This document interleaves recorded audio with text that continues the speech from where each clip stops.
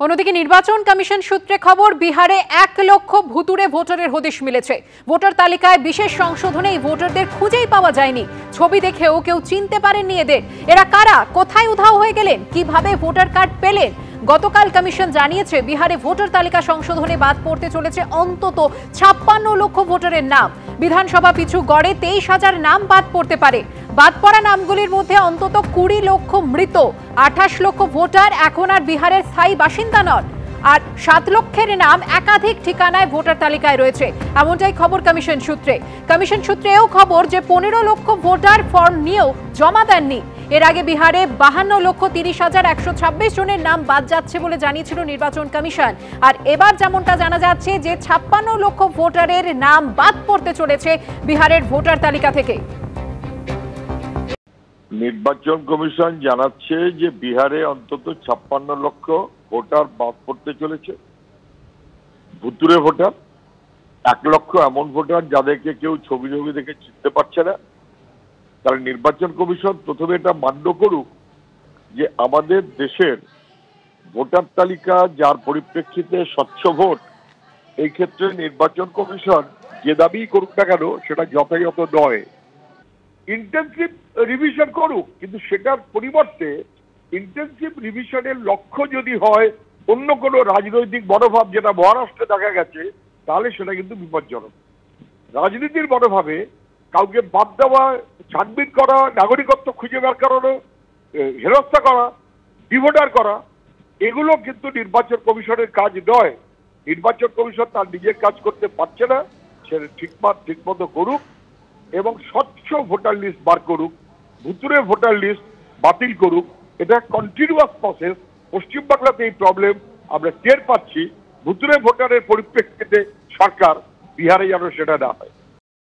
পার্লামেন্টে আলোচনার আগে এসআইআর নিয়ে যখন সারা ভারতবর্ষের বিরোধী দল বিক্ষোভ করছে, তখন প্রধানমন্ত্রী ইংল্যান্ড পালিয়ে গেছেন আলোচনাকে বাইপাস করে দিয়ে।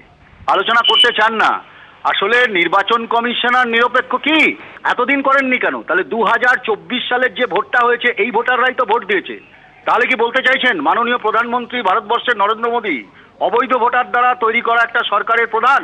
ওই 1-2% মৃত ভোটার নিশ্চয়ই বাদ যাক, অযোগ্য ভোটার নিশ্চয়ই বাদ যাক, কিন্তু সেটাকে কেন্দ্র করে সম্পূর্ণ যোগ্য শিডিউল কাস্ট, শিডিউল ট্রাইব বহু মানুষ আছেন যাদেরকে প্রমাণপত্র দেওয়ার নাম করে তাদের লিস্ট থেকে বাতিল করে দিয়ে 70 লক্ষ 80 লক্ষ লোককে বাদ দেওয়ার যে পরিকল্পনা বিহার ভোটের আগে, বাংলার ভোটের আগে, এটা বিজেপি করেছে।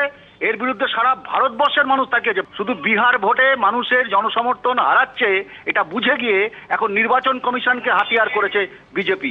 ওই বিজেপি আর নির্বাচন কমিশন এখন যৌথভাবে মানুষের গণতান্ত্রিক অধিকারকে কেড়ে নিয়ে গণতন্ত্রকে কবর দিতে চাইছে বিহার এবং বাংলায়।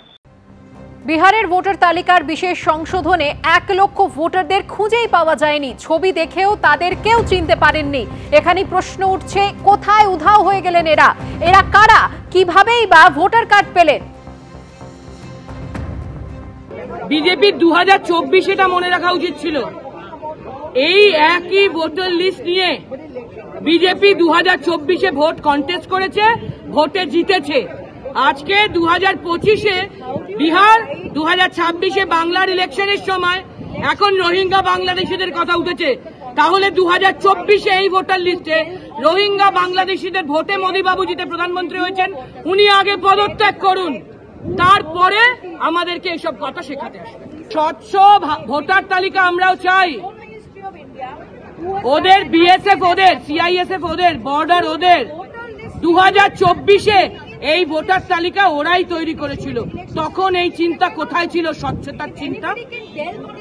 রিভিশন একটা কন্টিনিউয়াস প্রসেস, সবসময় রিভিশন হয়ে থাকে। আর নির্বাচন কমিশন একটি সাংবিধানিক সংস্থা, স্বশাসিত সংস্থা। এখানে সরকারের কিছু করার নেই, কোনো রাজনৈতিক দলের কিছু করার নেই। তারা সংসদকে অচল করছেন, সংসদের সামনে ধর্ণা দিচ্ছেন। এটা অত্যন্ত দুর্বল চিত্রনাট্য। সুপ্রিম কোর্টে যান না, সেখানকার দরজা খোলা। 2024-কে তারা রাখতে বলছেন। তাহলে কি 2024টাই যদি ভিত্তি হয়, তাহলে কি এরকম কেউ দাবি করেছে যে 2021 সালে যে ভোটার লিস্ট রয়েছে তাহলে মমতা ব্যানার্জি পদত্যাগ করুক? সেটা হয় নাকি কোনো সময়? 2021-2024-এর বিষয় নয়, মূল লক্ষ্য হল ভোটার লিস্টকে ত্রুটিমুক্ত করা। মৃত মানুষের নাম ভোটার লিস্ট থেকে বাদ দেওয়া।